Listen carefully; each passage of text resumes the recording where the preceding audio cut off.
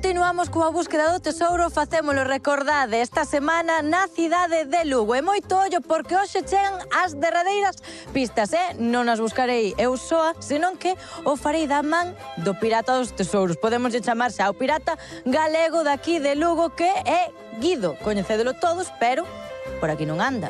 Hai no que buscar, primeiro no que buscar el antes que o tesouro. Este anda buscando tesouros, claro, non hai que unha...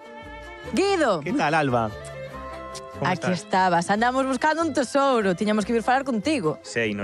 Pois mira, sei deste tesouro que está no centro de Lugo e, aínda que non o pareza, estamos a 200 metros del. Agora mesmo, onde estamos? Sí, estamos na vía romana 19, que era a calzada romana que unía Lugo con Braga e Astorga, que eran as outras dúas capitais da Galaecia romana, e aínda que non o pareza, porque parece que estamos no rural, estamos a 200 metros do centro de Lugo.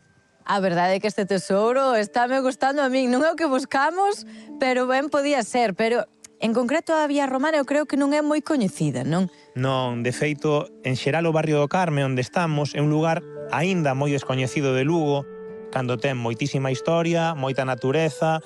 Vamos, é un tesouro rural no medio de Lugo. A min tamén o que me chama moito a atención é este muro. De cantos anos podemos falar que ten? Pois estes muros son antiquísimos. De feito, dice que aquí no barrio do Carme temos un dos parcelarios máis antigos e mellor conservados de Galicia. Isto eran as hortas dos bispos en época medieval, así que era unha zona de cultivo, sempre foi zona de cultivo. E a UNESCO declarou estes muros a Xunta Seca Patrimonio da Humanidade no 2018. Que, por certo, eu creo que tamén nos axuda bastante a ver ese posible tesouro de hoxe, non? Creo que ten unhas semellanzas. Hai pista aí, tomade nota, recordade que son as últimas. Imos seguir buscando por aquí, pero... Tedes aí unha pistaza, un muro da vía romana.